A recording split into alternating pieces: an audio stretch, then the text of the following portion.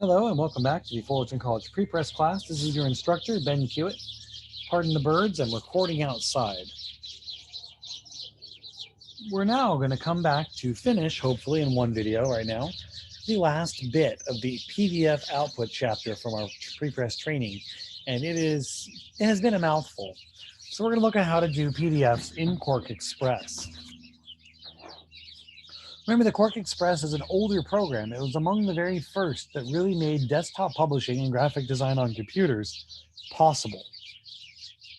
And in a large way, it was responsible for us being in this class here together. I do prefer InDesign, but that's a personal preference. Anyways, so does most of the industry these days. QuarkXPress, whenever it makes a PDF, no matter what you do in it, no matter how official it sounds, QuarkXPress is only able to distill PDFs. It's not able to create them natively the way that Adobe applications can. Anytime QuarkXPress makes a PDF, it's going to make PostScript and then convert that back over to PDF. It does not support transparency, and it's going to have a few problems with vector because of the PostScript. So if you're going to export, you can export to PDF using your pages and metadata. Hyperlinks and navigational objects can be carried through, which is to say, if you're going to send this via email to somebody and not print it, that means that the internet links will actually work. You can click on links and go to the web page on the computer. It'll open up a browser and take you to the page the link went to. But just like when you get those things that someone printed out from an email, and you see the blue underlined words, it doesn't do you any good on paper, does it? So if you're making press quality, hyperlinks are pointless. Compression. You can use automatic, zip, and JPEG. Note that here, when it talks about low for JPEG, it's not talking about quality. It's talking about the level of compression. Low compression means high quality. The more you compress in JPEG, the worse it gets. Remember the airplane video. So, low compression, good picture. High compression, bad picture when you're talking JPEG. The SIT Group 4 is available, and also text and line art compressions is available. You want to use composite CMYK if you're using just CMYK colors. That converts everything to CMYK. That means even your spot colors. If they use Pantone colors, they get forced to their nearest cataloged CMYK equivalent. Sometimes that's great. Sometimes that's okay. Sometimes that's not close at all. You can also do a composite CMYK and spot, which will allow for spot colors to maintain themselves and be preserved into the output. Holy Beechcraft Batman, that plane was low, loud, and fast. Anyways, I think I mentioned I live under an airport landing run. It's not a complaint, it's just an explanation. I rather enjoy the air traffic.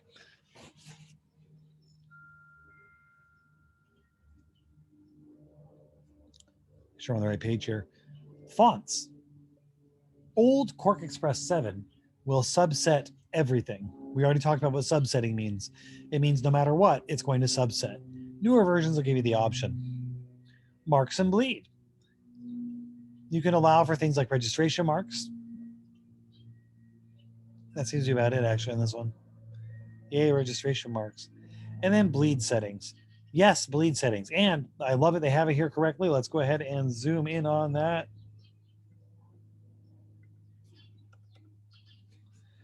0.125, 1/8 of an inch. When somebody says bleed, I want the first thought in your head to be 1/8 of an inch. Unless you move overseas or literally anywhere else in the world, then I want you to think 3 millimeters. Either way, that's the correct size for bleed. Export to PDF.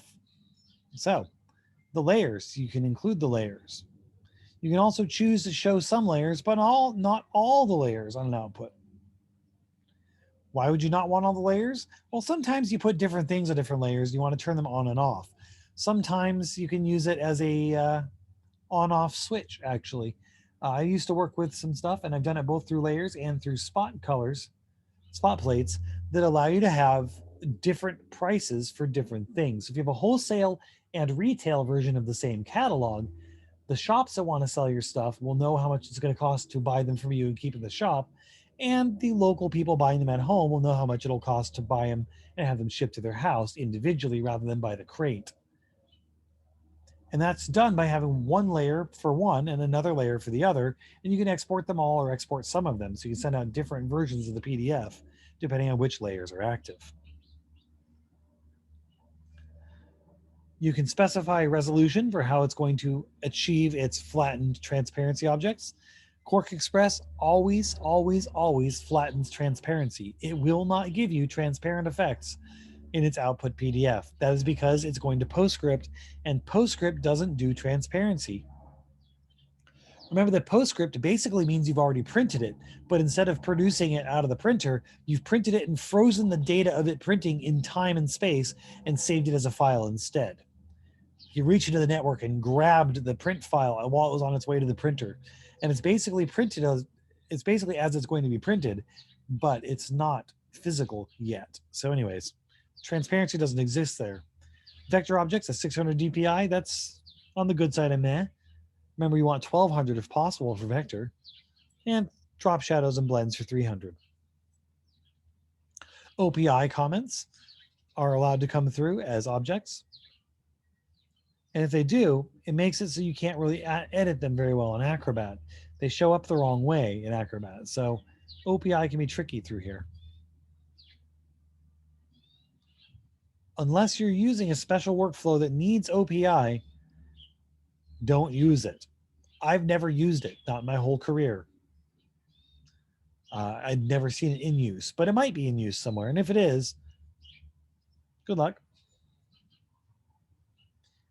You can remove it entirely by going into the extension and removing it from the extensions manager in QuarkXPress.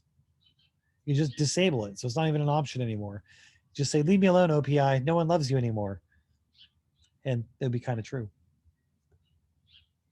InDesign, we'll finish out here. Hopefully this won't take too long. InDesign is great because it does not distill PDFs.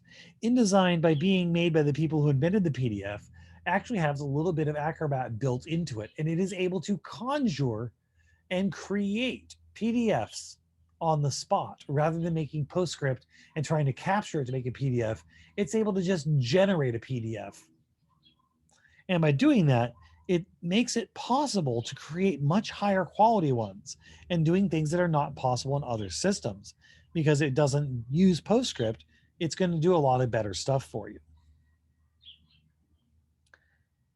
There are settings that come out of the box with PDFs in InDesign. You get high quality print, the different PDF X's, press quality, low quality, smallest possible quality, they all appear. You can also create custom ones.